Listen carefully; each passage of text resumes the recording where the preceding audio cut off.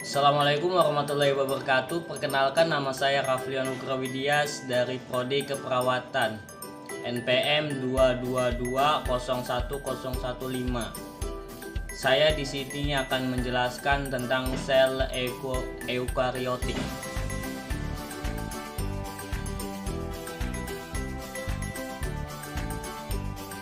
Yang pertama ada retikulum endoplasma kasar. Retikulum endoplasma kasar merupakan tempat dihasilkannya membran. Protein membran tumbuh dari ribosom sehingga perlu dimasukkan ke dalam membran retikulum endoplasma itu sendiri dan ditahan di sana oleh bagian hidrofobik protein. Retikulum endoplasma kasar juga tempat diproduksinya fosfolipid dengan prekursornya yang berasal dari sitosol. Kemudian ada ribosom. Ribosom adalah organel ukuran kecil dan padat, terdapat dalam sel dan berperan sebagai tempat sintesis protein. Ribosom terdapat dalam sitoplasma dan melekat pada membran retikulum endoplasma ketika berlangsungnya proses sintesis protein. Kemudian ada retikulum endoplasma halus, yaitu bagian-bagian yang tidak diselimuti oleh ribosom. Fungsinya adalah untuk membentuk lemak dan steroid. Sel-sel sebagian besar terdiri dari retikulum endoplasma halus terdapat di beberapa organ seperti hati. Terus ada mitokondria, adalah organel dengan membran ganda yang ditemukan pada sebagian besar organisme eukariotik. Mitokondria menghasilkan sebagian besar suplai adenosina trifosfat pada sel yang digunakan sebagai sumber energi kimia. Oleh karena itu, mitokondria disebut sebagai pembangkit tenaga pada sel.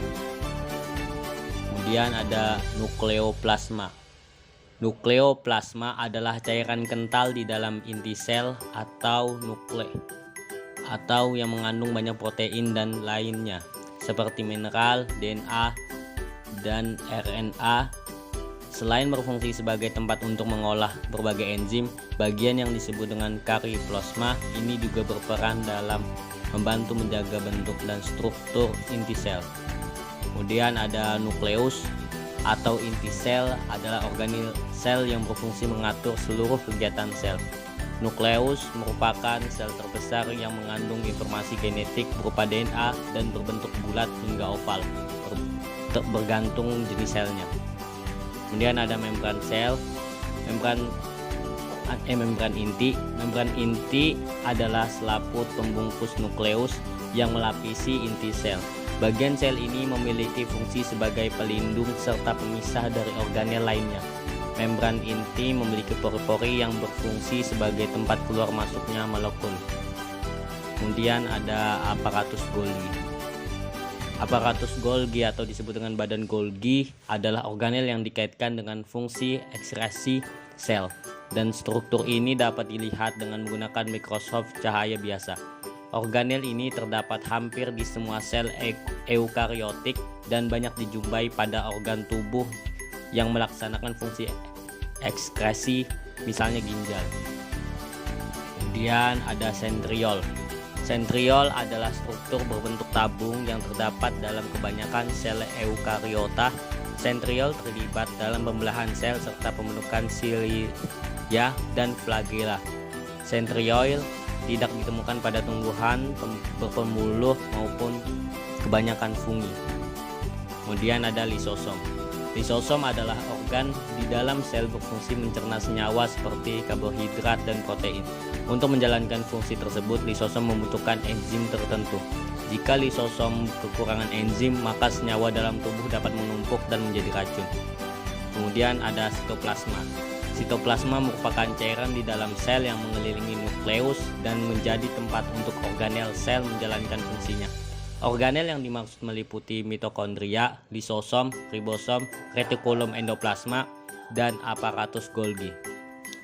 Yang terakhir ada membran sel. Membran sel adalah membran semi-permeabel pada sebuah sel yang mengelilingi dan membungkus isi sitoplasma dan nukleoplasma. Membran sel memisahkan sel dari cairan interstitial di sekitarnya.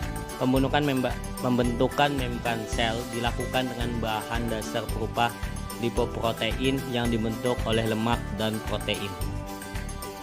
Ya, begitu saja penjelasan dari saya, kurang lebihnya mohon maaf.